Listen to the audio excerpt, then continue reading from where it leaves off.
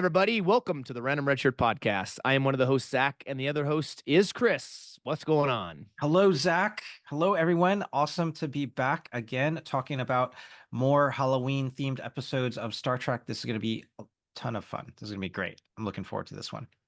Yes, same. If you have not checked out our first Halloween series episode, we did the Star Trek Voyager episode.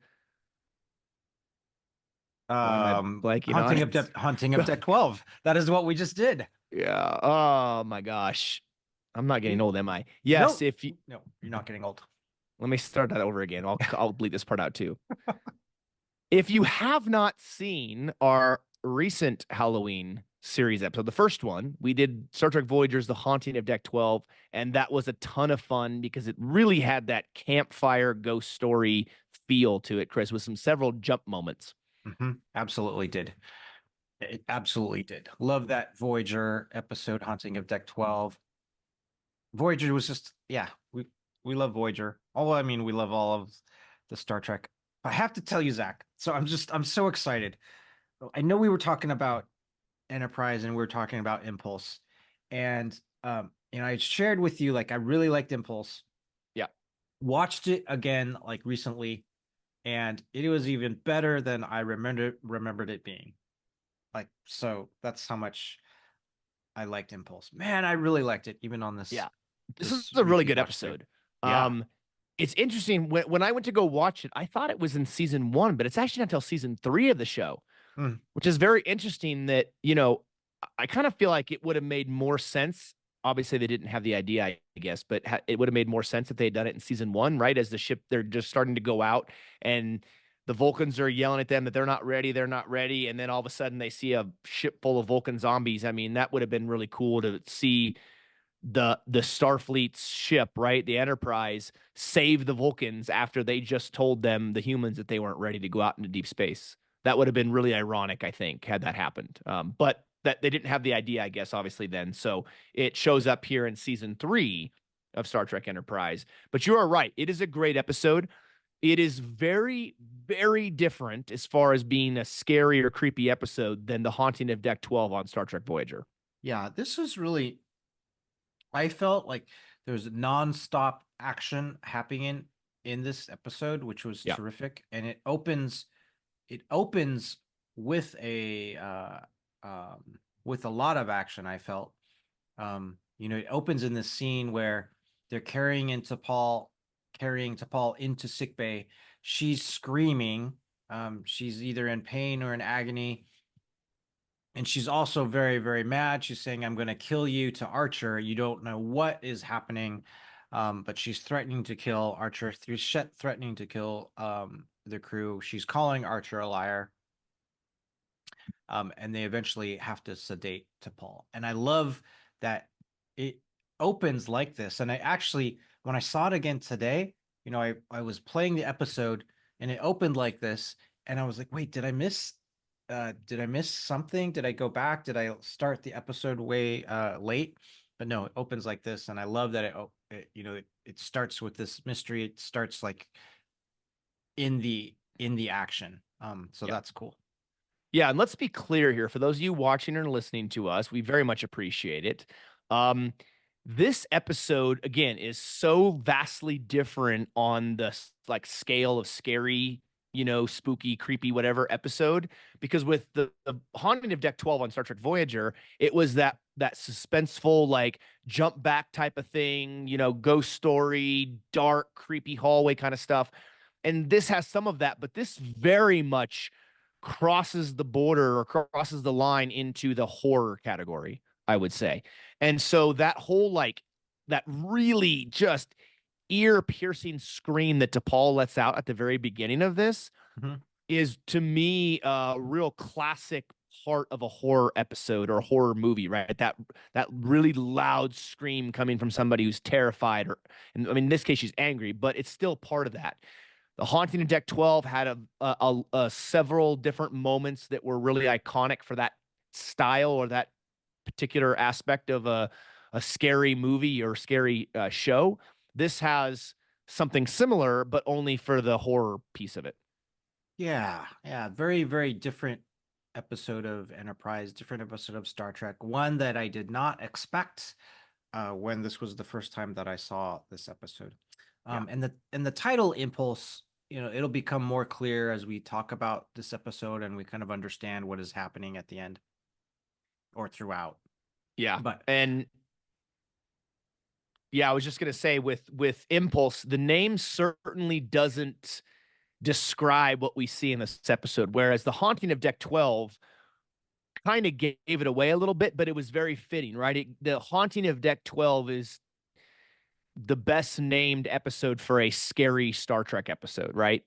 This doesn't give you any clue as to what you're about to witness if this were your first time watching it, simply by the name. very true. Yeah, you're spot on. So maybe at the end of this, we could talk about alternative titles that would tell you exactly what's going on in this episode. Yeah, let's do that. That would be really fun.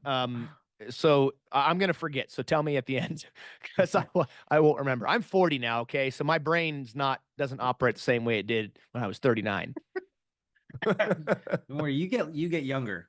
We stay, yeah, You we get keep telling younger. me that, Chris, but I'm That's waiting for true. that to happen. I'm waiting for it to happen. I'm gonna start looking like one of these friggin' Vulcans here pretty soon if I'm not careful. So yeah, So after this great opening like scene where T'Pol is writhing in agony, after our wonderful credits of the show, which I do like the opening credits of Enterprise. And it's make polarizing, that and clear. You are in the I camp of liking the I song, do, not I hating do. it. Okay, That's got it. Yeah. correct. I do like There's that. really only two camps with Enterprise, the Enterprise theme song. It's either you hate it or you love it. It's kind of like Babylon 5. Either you hate it or you love it. There's not much in between. My So you're wife, in the I like it camp. it is, and my wife informed me that yes, that she knows that I like it and that she dislikes it, and yeah, Well, that's just wanted okay. to include That's you know, I I can't say that my wife and I have a lot of the same tastes. So that. it's right there. I'm there with you though, Chris. I for a long time I struggled with the intro for Enterprise. Now the graphics for it are fantastic. All the exploration of it, the different exploration ships and vessels, and the trek of humanity through its exploration. That was no pun intended there. But the music I struggle with. But I think as I've gotten older, maybe I'm just changing. I don't know. I guess I'm changing as I get older, Chris. Even though I'm supposedly getting younger, according to you. Yeah. The mirror doesn't tell me that. But anyways, I think I definitely like. I shouldn't say I think I do like the song. I do actually think it's fitting for the show. Yeah. Yeah. Absolutely. Well, good.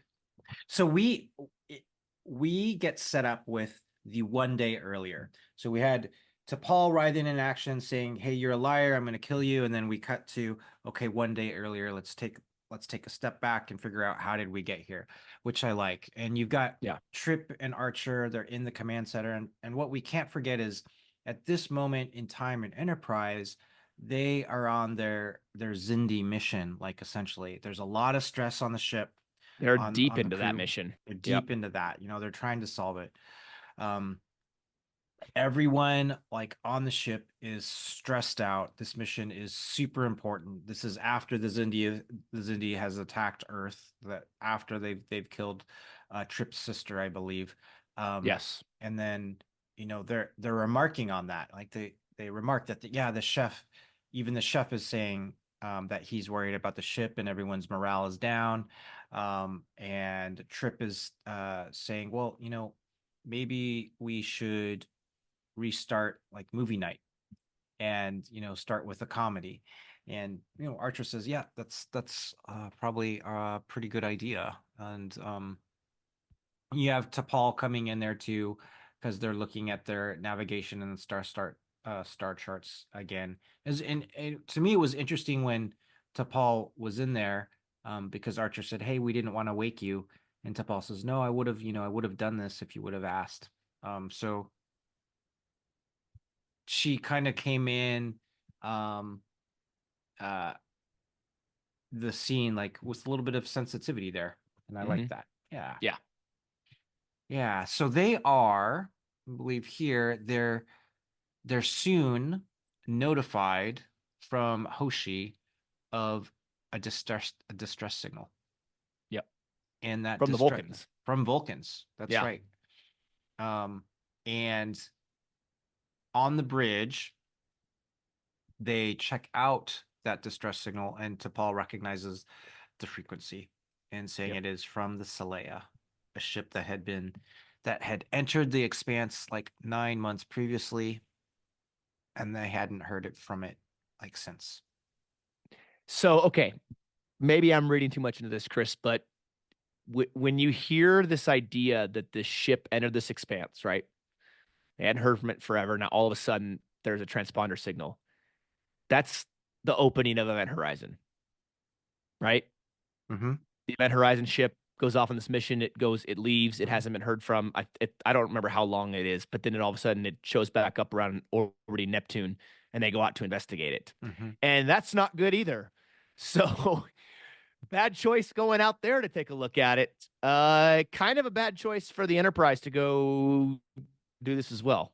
I don't know if that gave you any vibes of Event Horizon, but it certainly did for me.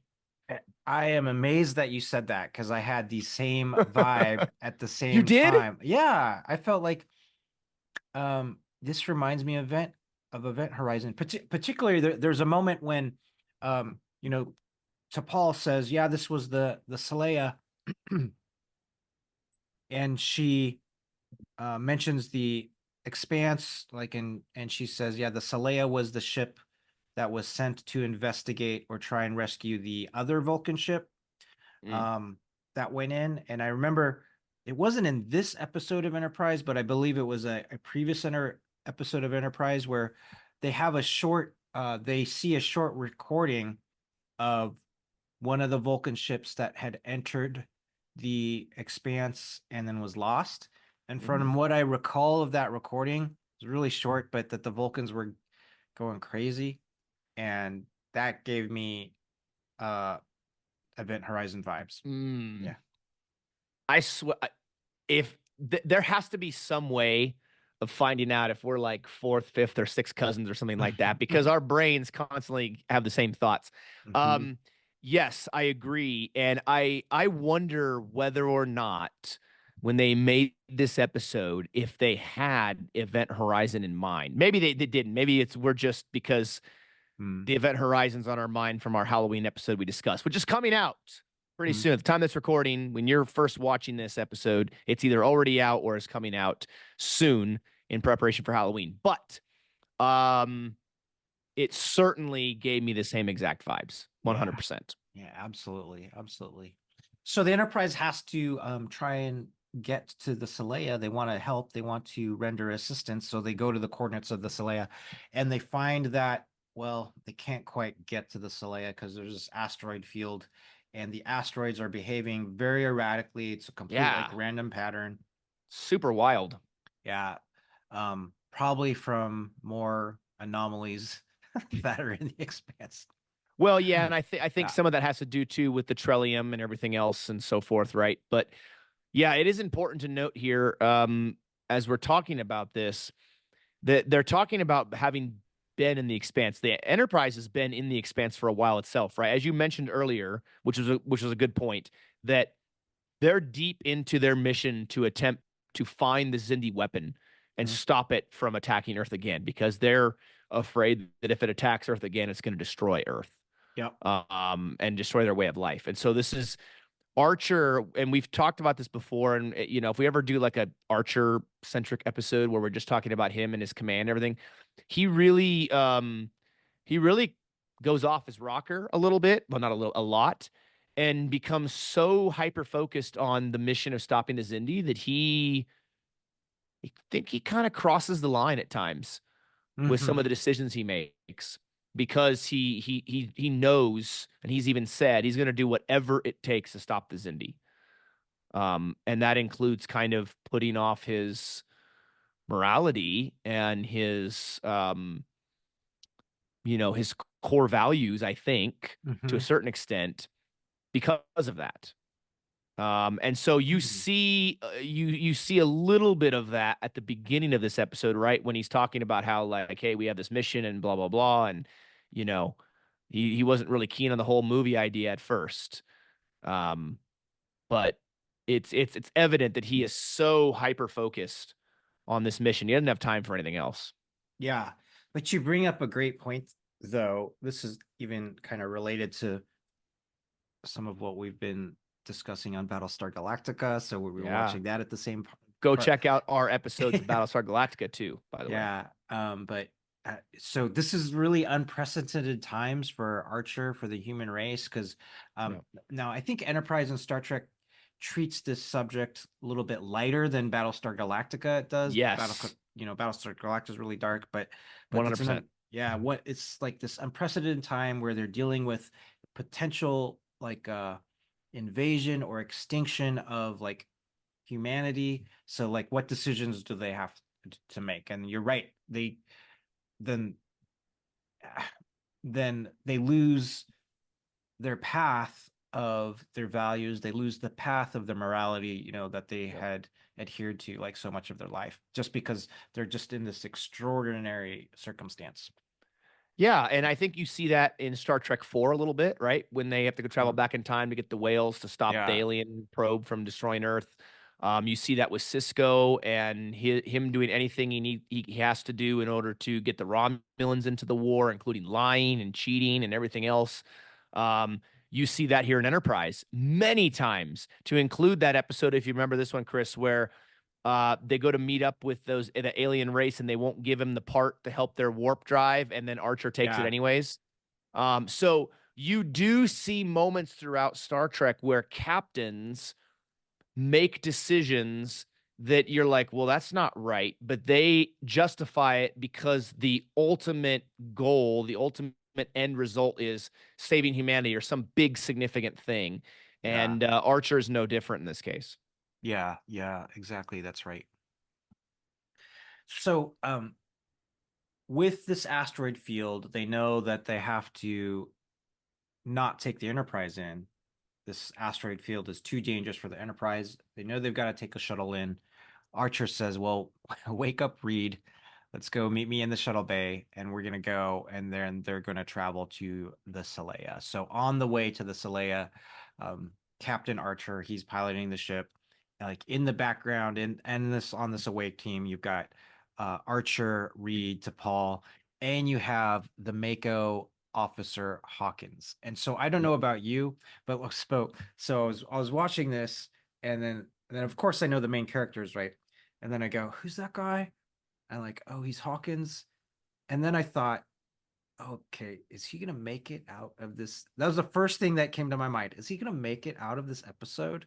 And so I was pleasantly surprised that of the, you know, of the end of the episode. It didn't. I thought for sure. Oh, I don't think he's going to make it through the episode. So I was pleasantly surprised that I was like wrong. I thought he was going to be a random redshirt in that. I was just gonna say that. Yeah, you Yeah. thought he was gonna be the random red shirt who dies in the away mission, Mm-hmm. just like in TOS, right? He's Mm-hmm. Ensign Ricky, but he didn't have the same fate as Ensign Ricky.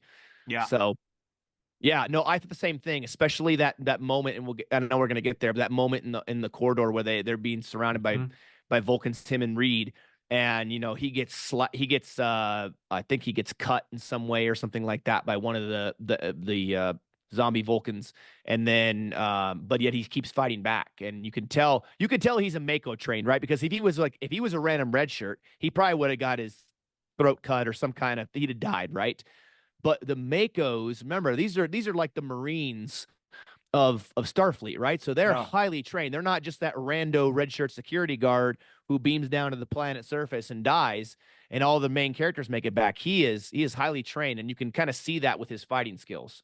you can. I almost, and maybe I'm wrong, but I almost feel like maybe it was a red herring because he got injured in his arm, and then later when later on in the episode, like almost when they're gonna escape and they're crossing this chasm, and this uh there's this big hole and they've got to cross this. He gets attacked from below by another zombie. We'll talk about, but another zombie Vulcan. I was like, oh, this is the point. I was thinking, oh, he's gonna get pulled out, but he doesn't. So there's like a couple times that happened, and he miraculously made it, and I was like, oh wow. So Well, speaking for the red shirts who have made it, Chris, as we have always made it out of our episodes. I will Yeah. tell you, there are some hairy moments where I didn't think I was going to make it through the episode because I can't recall stuff, or I'm like, wait, what is that? I can't remember. I feel the same way. I feel like I'm being pulled down by a zombie brain of mine that can't remember. So, Oh gosh. thankfully though, we have always made it out of every episode thus far. Yeah, yeah, absolutely. So on the way to the Saleya, this is where Archer learns more about T'Pol's history with the Saleya, because she informs him that, hey, I served for the Saleya, I think it was a year or over a year before she took the Yeah. Starfleet assignment. Um, and and then, you know, she informs and lets Archer know that, hey, the Saleya was the ship that was sent out to find the Vankara, and the Vankara was the ship that entered the Expanse. And she says, and you already know what happened to the crew of the Ankara. This is where it gave me the Event Horizon vibes from there. Yeah. And Totally. we learn this in the episode The Expanse. Hmm. So that's a callback to that episode, Enterprise episode. Yeah, no, you're right on that one. I absolutely had the same vibe, same feels Yeah. of, well, hang on a second. Where have I seen this story before? Oh yeah. It's that movie I can't watch again. Yep. Yeah. Yep. Actually, that's Absolutely. not true. I could watch the beginning of The Expanse, that cool part where you get where Mhm. they're flying out to the ship, right? And then you see the ship orbiting Neptune and they're kind of flying around it. I can kind of get to that part, but once they get on the ship, I'm like, okay, I gotta turn it off now. Mhm. But Agree. yeah. I'm scarred, man, from that. It's I'm telling you guys, if you're watching or listening to this, we're not recommending you watch the Event Horizon. If watch at your own risk. If you like the really bloody gory stuff, then have at it. But that's not our cup of tea. Yep. It's not our Earl Grey hot. Yeah. Absolutely not. No. So apparently, this asteroid field is rich with Yep. trillium, Yeah. valuable, useful ore for them. So Archer's instructed Travis and he's instructed Trip to try and get some so that they can have it back. So that's what they're doing. They're working with the transporter to try and get some trillium, and transporter doesn't work well, Yeah. messes up, fuses the circuits, major malfunctions. Um, and then I love like at the last time they use the transporter there, it beams like these suspended little chunks of rock, asteroid rock that's there. It's this scene with the transporter is very indicative of Enterprise, right? The transporter Mm-hmm. is still fairly rudimentary in a sense. It's been approved for biomatter. They say it many times throughout the series, but the crew doesn't trust it. And when you get into shows like TNG, DS9, Voyager, those types of shows, even TOS, there isn't too much of that scene. I mean, obviously we know Reginald Barclay and his history with the transporter, right? And he's got transporter phobia, and rightfully so with some of the stuff that happens to him in the transporter. But in general, you don't get a lot of doubt from Mm-hmm. everyday crewmen and officers. In Enterprise, though, most of them would much rather take a shuttle pod than have their bodies ripped apart and rematerialize somewhere else. Totally. Totally. Yeah. On the way, Archer piloting on the way to the Saleya, he's trying to hail the Saleya as he goes. Saleya, please respond. This is the Starship Enterprise. Anyone there? And there's just silence the whole time. They're not hearing anything. So they have to end up docking, and they're fortunately able to successfully dock. They do get on the Saleya. Um, Reed is the first one to get in there. And when they enter the Saleya, you see this dark, kind of battered, very, something that's horrible has happened on the ship, like as they go on. And they're like wondering, like, what has happened. They see some like blue smudge marks around the quarters of what is later they learn to be like trillium Yep. on the bulkhead. And they also see green Vulcan blood that's Mm. splattered there. So I love that this atmosphere that is immediately set when they get onto the Saleya. Um, very, very unsettling, creepy atmosphere, and it just sets the well, tone's already been set, I feel, but this is just another great like stage piece for the episode. Well, I think you're right in the sense it does set the tone and the mood for the rest of the episode, Mm-hmm. right? I mean, we talk about how this is would be on like the horror side as far as a scary show for Star Trek. The Star Trek doesn't do really a lot of blood and guts. It's not gory. Mm-hmm. You'll see sometimes some episodes. I think of a few TNG episodes where people are burned real bad. I think was it Star Trek 2, I think, Wrath of Khan, where that engineering crewman gets burned real bad, Yeah. right, all over his face and everything, and so forth. And Scotty's really upset about it. And um, that particular movie showed that stuff, but it wasn't like bloody gory. It was just he'd had, really significant injuries. Star Trek doesn't really do a lot of gory stuff. I would say this particular episode is probably one of the closest like gory things that you'll see when watching Trek. So if you're not a gore fan, this is probably about kind of on that cusp of what you're willing to watch. But I think it does a good job. And like you said, this kind of they get on board the Celia, and you're seeing the ship is battered. It's dark. There's stuff going off everywhere. There's this blue smudgy stuff that they find out is Trellium. I think we even see some green Vulcan blood smeared on the walls in the corridors too. So it's setting now the stage going forward to what we believe here on the podcast is a great episode to watch around Halloween and what makes it that kind of horror feel. Absolutely. Yeah, this episode is just terrific. There's horror, there's action. It does give me the vibe of a little bit of even aliens in there a little bit, even though Yeah. this is different than aliens. Yeah, I You know, agree. yeah. So they're on they're on the Saleya. It looks like really bad. They're reading bio signs like, oh, I'm getting a bio sign right now. And Archer and T'Pol are going, yeah, there's a bio sign here. They hear knocking like on the bulkhead.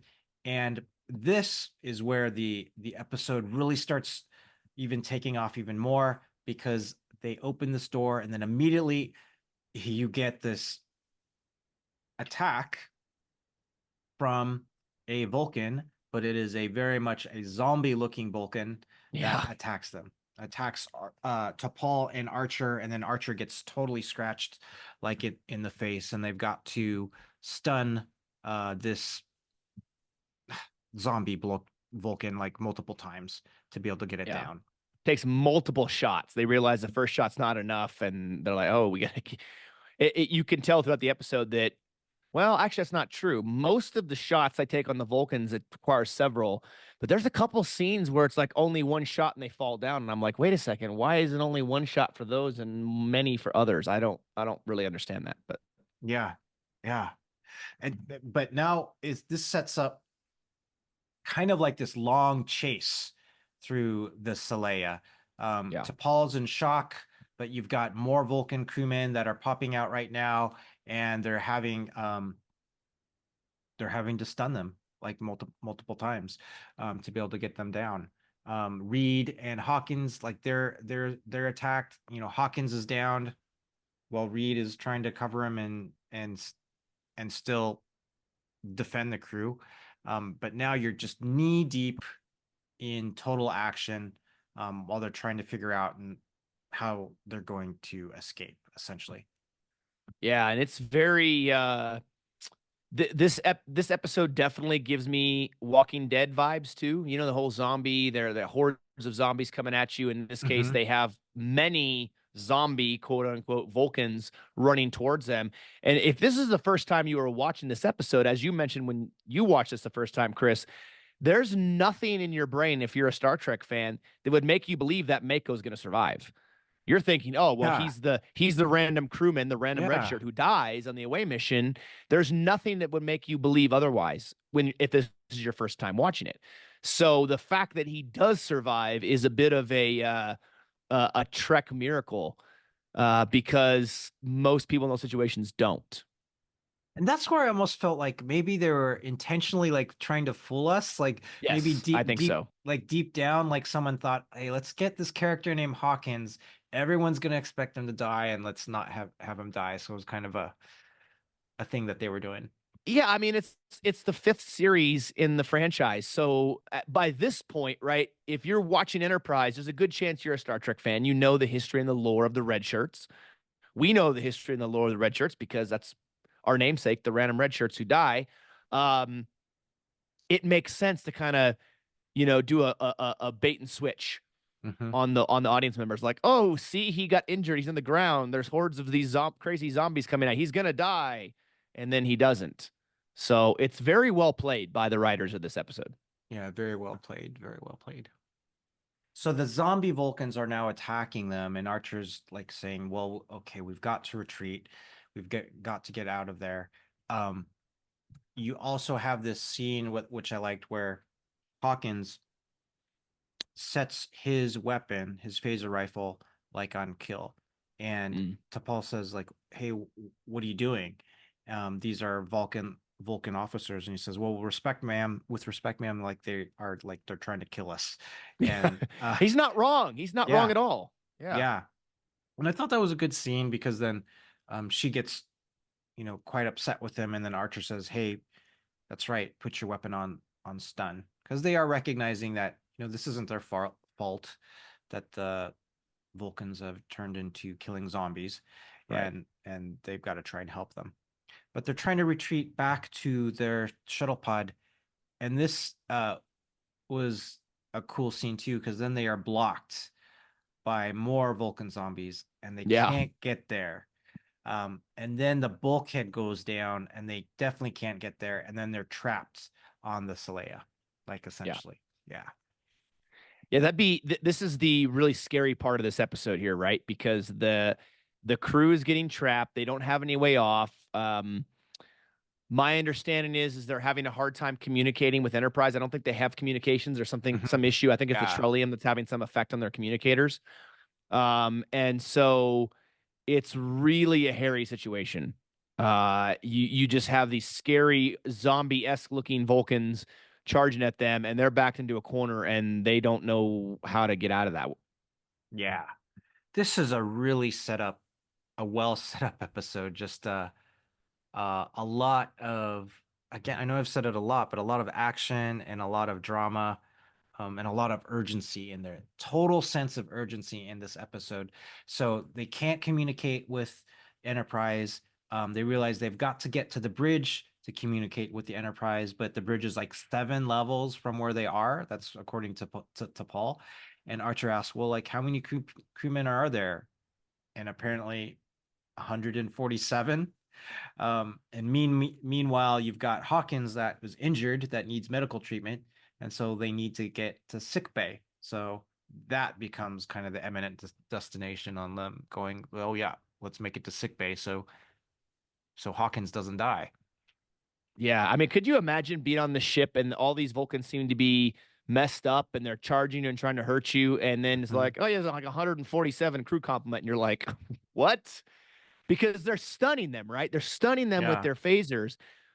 They're not killing them. So they stun them, and then eventually they're going to rise back up like a zombie, hence why we call them the zombie Vulcans, and come back at them again. It's just going to keep happening over and over again. There's only so long you can deal with that. So being in that situation would be very, very scary.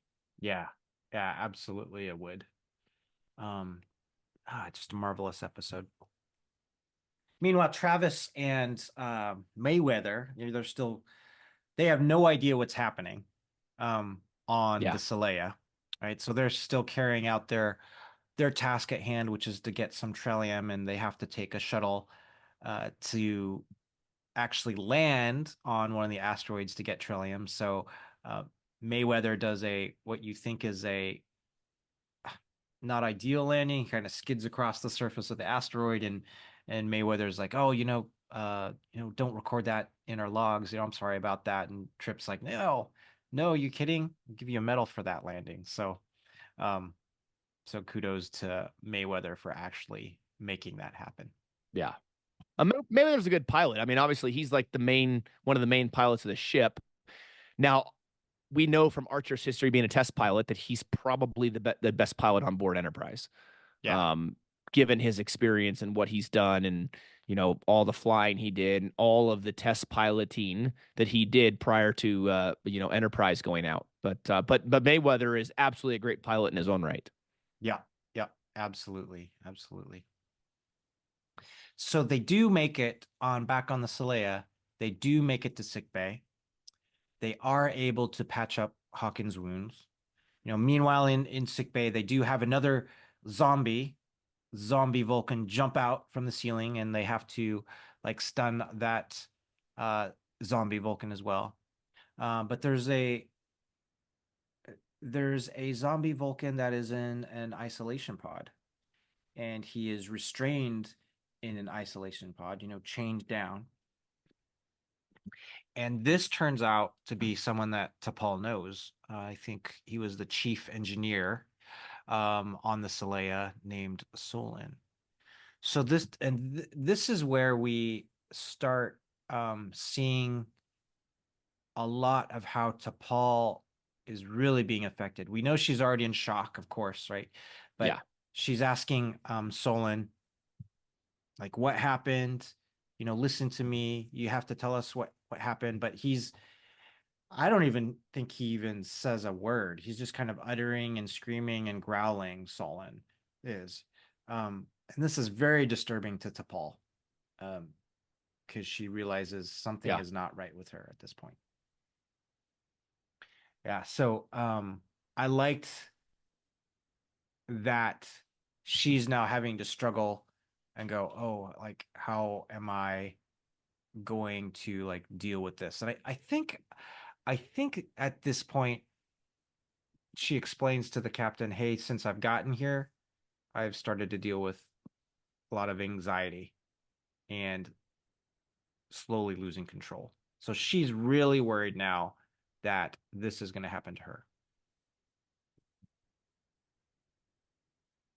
yeah. Yeah. Yeah. So we've got more like biosigns that are happening like around here, and then them having to deal with it. But you also have this scene where Hawkins, and I liked this scene. I don't know about you, but Hawkins is realizing that T'Pol is struggling and offers her some like water. And then in a very like nice gesture, he says, hey, ma'am, um, I was out of line before. Really sorry I did that. I shouldn't have done that. And so Hawkins was a pretty cool character here. Not only did he not die, but he has some very genuine qualities about him, like in this episode. So that was great. I agree. Now, the scene where, or part of the scene, I should say, where they're seeing more biosigns Hmm. being picked up, and they realize, just how many are around them. That give you a little bit of alien feel, where they have their radars going off on the ship, right, or around them, and Yeah. the little bleeps coming on the radar from the aliens around. That kind of reminded me of that a little bit. Yeah, it totally, and that was good. Totally reminded me too. Um, they just would have totally been even more aliens if you had all these zombie Vulcans drop down from the ceiling and like attack them. Oh, or like hanging Something. upside down and like with drool and all this liquid coming off of them like the aliens. That would have been a pretty interesting homage. Yeah, that would have. Oh, so in this moment with T'Pol and Hawkins, like T'Pol like explains to Hawkins, say, "Hey, we used to be a very violent race, and it wasn't that they don't have emotions. That's a misconception. Like in their past, they they were very violent, and now that they control their emotions, now they're able to tame that and put that violent past like aside. So this is where I think it connects to the title of the episode, like impulse, because now they're able to control their violent, impulsive urges. Um, except now that they're exposed to what we learn later is the trillion, and the Yeah. trillion is completely kind of degrading the synaptic like Pathways or whatever. pathways, Yeah. yeah, to do that. Something in their brain. Mm-hmm. Yeah, The yeah. trillium is making their brains turn into zombie mush. That's right. So they're able to get to like engineering because I think they have to get to engineering to be able to uh, open up the hatches so Yeah. that they can get to their shuttle pod, which is what they're doing. But as this is happening, T'Pol is losing it more and more and more. So Archer's trying to have to continually refocus her, saying, "Hey, we're gonna get you back to the ship. We're gonna help you. We're gonna figure out what's going on." But she's losing it and becoming irritated and becoming more and more difficult to handle. So Yeah. I thought that is a kind of similar thing you see like in other like horror movies maybe, because she's slowly turning into a zombie, right? And so Yeah. in other horror movies they get bit by a zombie and then they slowly turn into a zombie. So this is the part that they added to this episode that completely like makes sense. Absolutely. And this scene where they go to engineering, right? They have those. There's two more Vulcans that I think drop in and are hiding or Mm. something like that. And Reed shoots one with his rifle, and then this is the scene though, Chris, where I think they made a grave mistake when they were making this episode. They had a Oh, huge miss in this scene. So Archer punches the other one. I would have rather seen him Kirk chop the Vulcan. Kirk Chop. They missed Yeah. they missed a prime opportunity for Archer to do the Kirk chop. Oh, of course, then it would be the Archer chop because he is before Kirk, right? But still, how great would it seem just be a whack, like do the Kirk chop? That would have been. I feel like they missed the mark. Like they missed a golden opportunity here. But That's no, right. Archer punches that one, and then this the scene continues. But yeah, I was sad that they didn't work that in somehow. That would have been epic. It would have been. Or You the you two yeah. hand Kirk thing where he smashes them. That'd have been good too.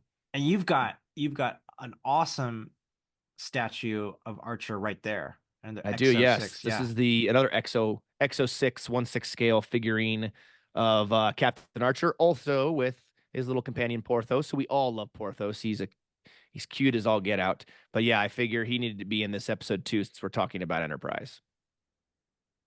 Or if they would have had like uh if the Vulcans have pets and if the Vulcans have pets on their ship, they could have had a Vulcan zombie pet like attack them as well. That would have been That would interesting. have been epic. Yeah. Yeah, that would have been epic. I don't I don't remember if Vulcans have pets. I mean, they wouldn't quite have the emotional tie to them like the way humans do. I mean, Yeah. I know other species have pets. I mean, you have Klingons, they have pet targs, right? And things like that. But I don't remember if the Vulcans ever had any kind of pets that I can remember. But yeah, that would have been funny though if there would have been some type of like zombie, almost like a Star Trek version of Pet Cemetery, right? Where you have like some Mhm. crazed psycho animal on board that's tearing through things or whatever. That would have made it the even next level zombie type of horror episode. Yep. Yep. Yep. It totally would have. Well, Tucker and Mayweather, they are able to get their shuttle back to the Enterprise, but not after they collide with a whole bunch of asteroids and get that damaged on their way back. So, Yeah, that ends up being significant because they've got to do repairs to that shuttle before they can get out um, to Archer, and they yeah. still don't have any idea what's happening with Archer and the Way team at that moment. But inside the Salea's engine room, um, they've made it to engineering. They've made it to the engine room. This is where they need to be and able to communicate with the Enterprise. Yeah. But they discover that the transceiver has been damaged. Um, T'Pol is losing it, and they've got to get Certainly. yeah, she is right. So she's losing it, but they've got to get her focused enough to understand like what has to be done, what has to be fixed, so that they can communicate back with the Enterprise. So I believe at this point, they do some modifications, they do some fixes, or attempt to do some fixes, I should say. Yeah. Um, oh, go ahead. No, sorry. I was just gonna say I was just thinking about this now. This is not a thought I had when I was watching, but I was just thinking about this now. So T'Pol enters this super scary, dark, creepy ship with a bunch of her fellow members of her species that have all gone mad, right? And she's Yeah. fine at first, completely fine at first. Then she starts having issues, and the issues get worse and worse and worse, and she's going more and more and more crazy. That kind of makes me think of The Shining with Jack Nicholson, right? They're in the Oh, hotel, and things are fine at first, and then as the movie goes on, he starts seeing more and more things, whether it's the nude woman in the tub or the yeah. bartender or what. I mean, all these things in the movie that slowly happen, and it slowly drives him mad, and to the point to where he goes after his own family. And even like the two twin girls at the end of the hallway, like that famous scene. Um, yeah, that kind of as you're talking about this, I'm thinking I'm like this kind of reminds me a little bit of The Shining. What's happening to T'Pol? She's starting to go mad Mhm. and go crazy and becomes very violent because of that. And it reminded me of Jack Nicholson's character from The Shining. Mhm. Tie That's a it to good tie it to some type analogy. of like scary movie, you know. That is a good analogy. Yeah, that's good. It's good. Thank you. I try once in a while. I get one okay, but yeah, no, that's that. But in all seriousness, though, that is what caught my attention as you're describing this. I'm like, that really makes me think of The Shining. So, anyways, Which is a very scary movie for me. Maybe it not for other is. It's people, but very yeah. suspenseful. It's very. I mean, there's a reason why it's still as popular today. I think it's one of the most um suspenseful movies ever been made. Yeah. We could talk about The Shining more, but that would I don't want to think about it too much. You That is don't have scary. nightmares. Yeah. Yeah, totally. Like, Yeah. so the captain is able to get in touch with the Enterprise, like eventually, and it Yeah. is patched in through to Trip. And the captain is saying, "Hey, there's something really wrong here. We need you to come like help us." And Trip says, "Well, our shuttle pod's damaged. It's gonna be a couple hours." And captain's Yeah. like, "Well, okay, okay, we'll get here like as soon as you can." Yep. Um, but we've got Yeah. this. Things Yeah, aren't going well. Sorry, Chris. Things yeah. aren't going well. The crew's over there. They're stranded. They finally get communication. They're like, "Yeah, sorry, boss. Car's broke. Can't get. It's gonna be a little Mm-hmm. while. We got to get this thing fixed." So, it's not going well, and you're in a situation where one of your own crew members you brought with you on the away team is going mad, Yeah. and you have all these other members of her species around you that have already gone mad and are really, really crazy. And it's not like it's their other humans. Like these are Vulcans, right? They're stronger, they're faster, and therefore it takes more to take them down, and which then causes the situation to be even more significantly worse. Mm-hmm. Mm-hmm. Yeah, that's right. And yeah, it gets worse. It It does. get it gets worse. Yeah. They are in Archer and the team are in engineering, and they're trying to gain control of the bulkhead controls again, so that they can release those bulkheads, so they can make it to their shuttle. Yeah. And in order to do this, like Reed's got to reroute some circuits and reroute some controls, and there's something that he has to do at the same time that T'Pol has to do. And so he tries. Reed says it's ready to go, and T'Pol initializes something, and then she's shocked, and then things turn really bad because she's like, As if they "What?" weren't bad enough yet. Yeah, she's like, "What did you do?" And she loses it and says, "You like intentionally did that." And then it goes even further, and where she starts accusing the captain and all of humanity, saying, "Yeah, that's right. You always hated the Vulcans. You always hated us because you thought we were holding you back." But they were. But They oh were. yeah, but they were. It's like, well, if we're being honest here, to Paul, you were, and it makes you think. So like, oh, you've always hated the Vulcans. It's like, wait a second, is this the mirror universe what we talked about in a mirror darkly? Mhm. Where, I mean, is she from the mirror universe? Because in that mirror universe, yes, the humans do hate the Vulcans. That's why they shot them when they came aboard their planet. That's right. So yeah, Yeah. And T'Pol draws her phaser on them now. yeah, Yeah. And so the captain has to reason with her, back her down. They realize that her phaser is set to kill. Um, and she, I mean, she hits like home. She goes right to the captain's inner core, and she's like, "Yeah, you thought we were trying to undermine your father's work, Captain Archer's father's work, and man, she doesn't hold anything like back. Fortunately, they're Archer's able to disarm her and Yeah. and then get her phaser back from her. But that was an intense scene right there. Yeah, it really was. And it's like you're looking at Paul going, "Wow. All right, your synaptic pathways are degraded. The truth is coming out." Mm-hmm. Like that deep-seated emotion. I mean, I don't think she'd be saying those things if there wasn't some of those thoughts somewhere buried super deep in her subconscious that's now coming out because she doesn't have the ability to control the impulse. I was thinking the You like how same I exact brought same. that Yeah. back? Yeah, yeah. Yeah. I had impulse control in my mind, and you had control of the impulse in yours. See, Chris, Yeah. I'm telling you, there's somewhere there's no explanation for this other than the fact that somewhere down the line we have to be related. I can't, I don't know how. Yeah. Our brains Indeed. think too much alike. Yeah. But yeah, Indeed. Indeed. no, I mean, it's that deep seated stuff in her brain, right? That if it wasn't there, Mhm. she wouldn't be saying it. So you're Yeah. thinking to Absolutely. yourself, kind of awkward, you know? Does that make it kind of awkward going forward with DePaul and Archer? And in the back of his mind, he's thinking to himself, she has these thoughts somewhere, and now I've heard about them because she's being afflicted by, this ore, this trillium. Yeah. And this probably has some subtle connections like to the end of the episode too, and what Yeah, Archer's kind of decision making like happens too. Yeah. yeah, Very good point. yep. Yeah. So with now they're unable to control the bulkheads because those circuits have been damaged. They can't do that. Reed suggests, well, hey, we overload the ship's power grid. Like maybe we can create a solution where they can get out of there.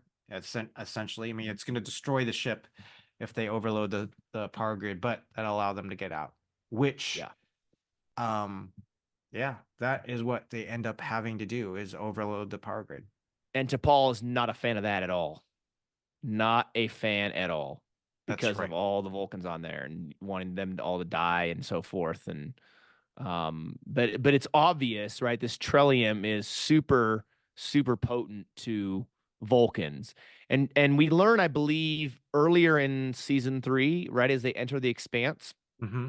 and as the show goes on, that Trellium D is actually really important to be on your ship in order to help, block the Ah, effects yeah, of the expanse. I yeah, believe, if I remembering correctly, I think I'm on like episode 14 of season 4, so I'm almost finished my watch through, but it's been a while since I've watched Enterprise, and so I'm trying to remember, but I remember Trillium D being something important to have on your ship in order to help protect it from the effects of the expanse. yeah. I believe you're right about that. So Trillium is, uh, yeah, is definitely important for them to have. But at the cost of how do they implement on their ship so that it doesn't affect T'Pol, because obviously the Vulcans are affected by this and the humans are not. Yeah, totally. So they're able to set up the overload of the power grid. Like, and this is happening right as all of these other zombie Vulcans are making their way like into engineering, and they've got to escape engineering at the same time they've initialized the power grid overload. So that was a cool sequence. They've got the power grid overload, and now essentially they've got to make their way back to the shuttle as fast as they can through all of this zombie Vulcan army that is All the attacking hordes of them. them, yeah. Yeah, which was a cool set piece, an action set piece, because you've got Reed and Hawkins like providing cover and stunning all of these zombie Vulcans that are coming through. And you've got T'Pol that is completely crazy now. She's losing it. She's not cooperating. Um, She's a liability. I mean, she yeah, really is, right? She's a liability to them trying to get out of there because they're having to deal with her because they don't want to leave her behind, obviously. Dealing with her and the zombie Vulcans. I mean, it's a brutal. I mean, you talk about a Kobayashi Maru type scenario almost, right? yeah. You. Exactly. Yeah, you do. So they end up they're on the way to their shuttle pod, and they can't get past now because there's this huge hole that's coming through several decks of the ship, and so they can't get past. Yep. And you've got the zombie Vulcans coming at them. So Archer, fortunately, there's this large metal strut that Archer is able to put over this chasm so that they can walk across. And Archer's like, okay, T'Pol, like we can do this. Like, let me help you. Let's move through. And T'Pol's just like, no. She's furious. She's mad. She's like, you murderers, I'm gonna kill you now. And Yeah. so, and T'Pol, and excuse me, and then Archer just he has to, and then he has to stun her.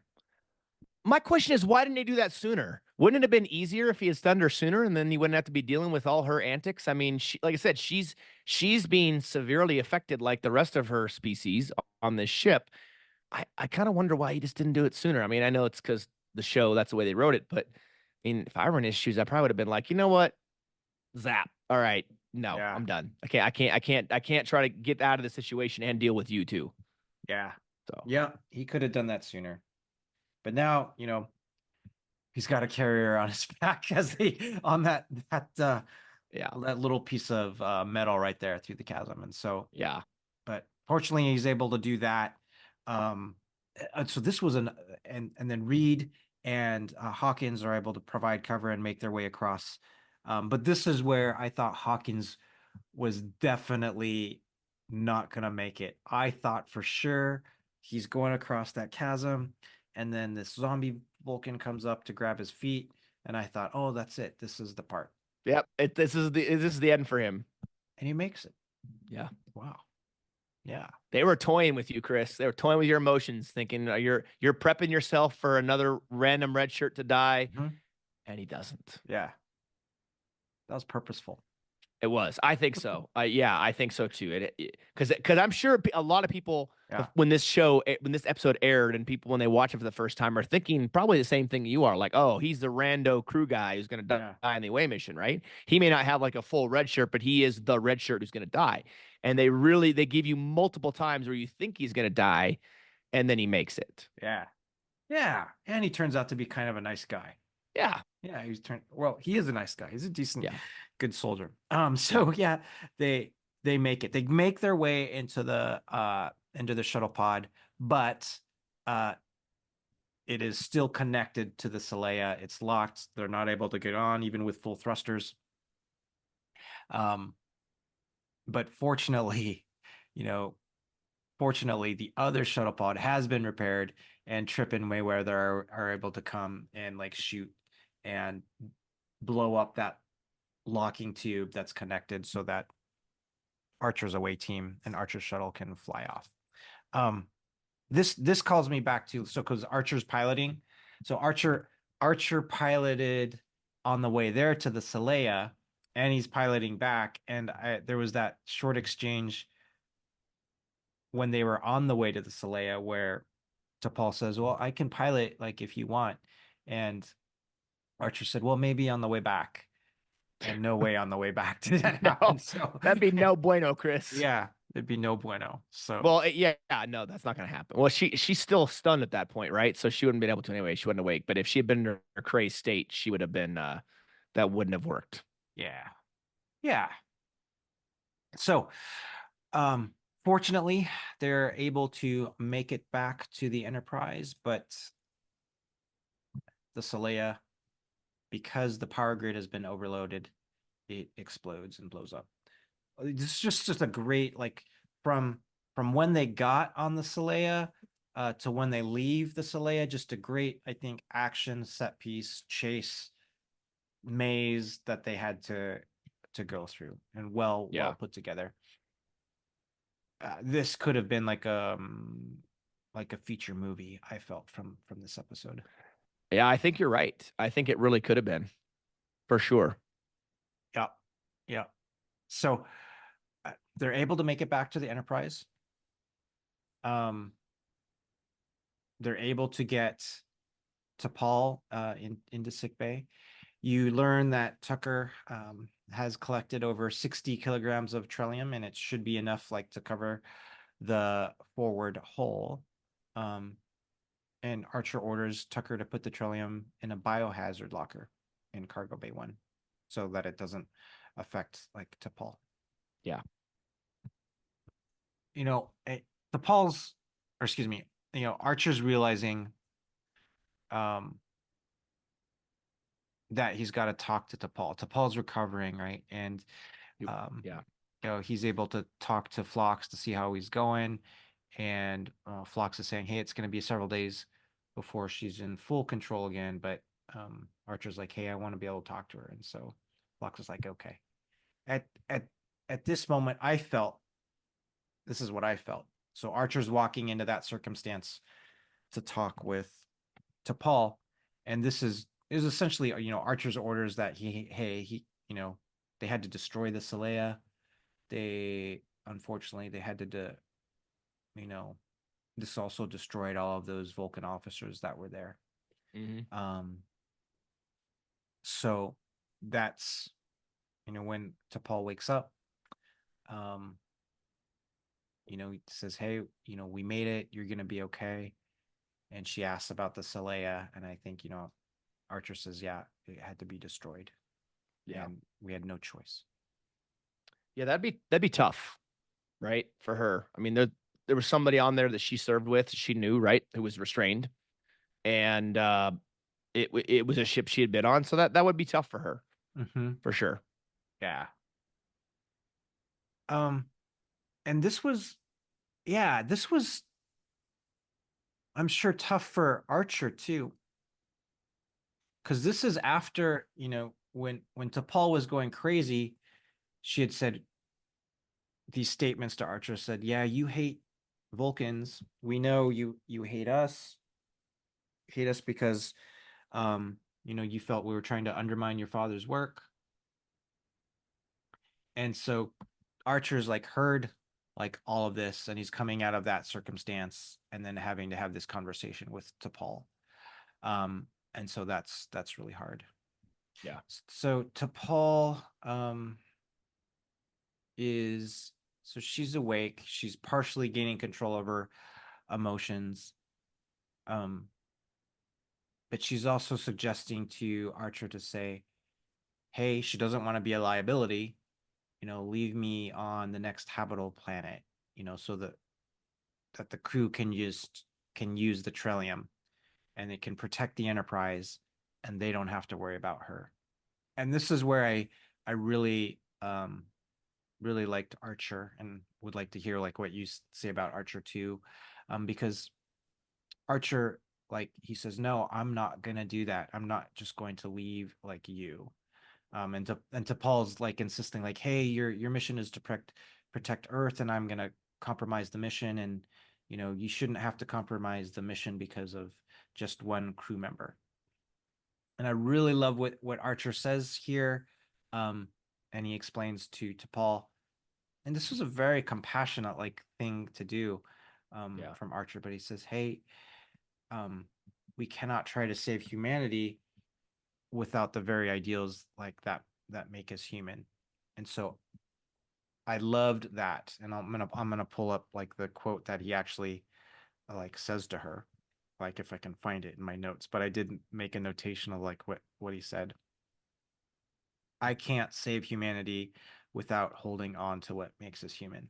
And that I thought was a Yeah. great quote from Archer. Um, It is, because it's in the midst of their mission through the expanse and to find the Zindi and end the whole Zindi threat. So the fact that he has stepped back from this hyper focus of I've got to do whatever it takes to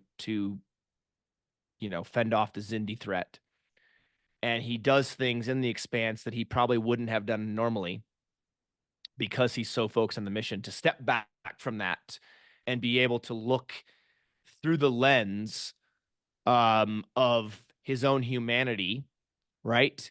Given the fact of what they just went through, which was basically a zombie version of the Kobayashi Maru, mm, and they made it, to me was important. And I think that's one thing that makes him a great captain, but one thing that makes him a captain, right, is someone who um can sympathize, empathize, but one that also has to look at their own humanity and realize that if they do certain things, they cross a certain line, that then goes against the very ideals and nature of what makes them human, as he said. Hmm. Yeah. So a beautiful phrase that Archer says on that. Yeah, Really like that. it's very true. Hmm. Yeah. The end of this episode is interesting. It's also a little scary too because we see what we think is going to be like a lighthearted moment, with the Yeah. whole Phlox is eating popcorn. He's talking a lot through the movie, which he does several times. It's always funny. And then they go to tactical alert. And then T'Pol's walking down this corridor, and all of a sudden she's attacked by these crazed zombies again. And then she hears Phlox, telling her to wake up. She wakes up. She hyperventilates. She sees another Vulcan. Then she wakes up again, and she slowly kind of calms down. But uh, she's still incredibly scarred by what she's seen and what she's gone through, and she's still dealing with a lot. She has a lot. She has a fairly lengthy road to recovery, given the effects of the Trellium on her as a Vulcan. And it's very interesting how in this episode they wrap several different types of scary into it. Right, there's some jump back moments for sure. There's the horror piece to it, and then there's that nightmare piece to it. So I love this episode a lot because of the way in which they really intertwine several different types of scary to make this really what I feel is like kind of a complete episode in this type of genre. I do too. I I said a similar thing about A Mirror Darkly when we were talking about that episode of Hmm. Enterprise, but like I felt like they went for this episode Impulse, they went all out Yeah, and it's definitely not a throwaway episode. It's a uh great episode. mhm. It's a little bit of a one-off in the sense that the type of episode, the way it was written, what it's about, all that kind of stuff. It's a little bit of a one-off there, right? Like Star Trek doesn't really do like horror stuff, or they don't really do too many spooky, creepy episodes. I mean, there are some for sure, but that's not really the MO of Trek. Um, so I am curious though. You mentioned this, and I've remembered this. I've tried to keep my mind on this the whole time about what you think is some possible alternate names for this episode could be. I have an idea, Oh, but what do you think? okay, that is spot on what it is about. Because the Haunting of Deck 12, right, was spot on like what it's about. All Such a right. great named episode. Hmm. So here's some possibilities. Attack of the Killer Zombie Vulcans. An One. homage back to the 1950s horror movies. Mm-hmm. Yeah. Yeah. Um, the uh the evil that lurks within the Celea. It's another one. Interesting. Yeah. Um, let's see. I see or hear no evil Trillium. Just making things up now as it comes along. Hey, I got one for you. Yeah. I thought of this as a way to mask a little bit of what happens, to not necessarily give it away by titling it that. Some episodes do that, some episodes don't. I was thinking, what about this Star Trek Enterprise Dark Encounters? Dark Encounters. That's perfect. That's beautiful. Um, Another like whimsical one I thought would be the smearing of Vulcan blood. The smearing of Vulcan blood. That's good. That's good. Yep. Yep. Uh, Uh, how about Star Trek Enterprise season 3 episode entitled Zombie Vulcans, the other green meat? oh gosh. That's Because we good. have we have the green meat from the Gorn, right? Which is Gorn, the Yeah. other green meat, and then you have the other green meat in the Vulcan zombie Vulcans. Yeah. That's a good one. Escape from Celea. That's another one. Star Trek Enterprise, uh, Event Horizon. Yeah. Star Trek Enterprise Event Horizon. Pretty uh, much. yeah, I mean a little bit. Yeah, a little bit. Yeah. There's could be plenty of interesting alternate names for this episode. If you're watching or listening, let us know.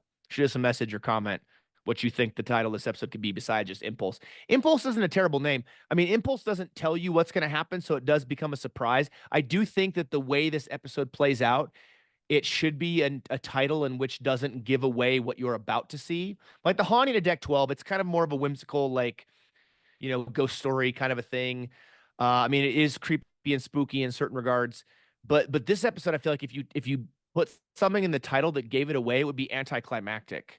Versus all of a sudden these zombie Vulcans appear and you kind of this jump back moment, you would be expecting it, right? Yeah. So maybe that's part of it. I don't know, Yeah, but this is not something you expect. no, definitely not with the first time you watch it. Absolutely not. I mean, obviously, once you see it, you're like, okay, I know it's coming. But yeah, this is good, dude. Two fantastic Star Trek episodes that we have discussed these last 2 weeks that we think you will really enjoy watching. And we hope that if you haven't watched them recently, by watching or listening to our discussion on them as part of this little mini series for Halloween that we're doing, that it will encourage you to go back and watch them now as you get closer to Halloween, or even just, right after Halloween, you can always go back and watch them too if you're looking for something to turn the lights down low and watch something that kind of makes you jump. These are two fantastic episodes: The Haunting of Deck 12 and Star Trek Voyager, and Enterprise's season 3 episode Impulse. Really fantastic. Which order would you watch them in? Um, I think so. If I was watching on Halloween night, Yeah.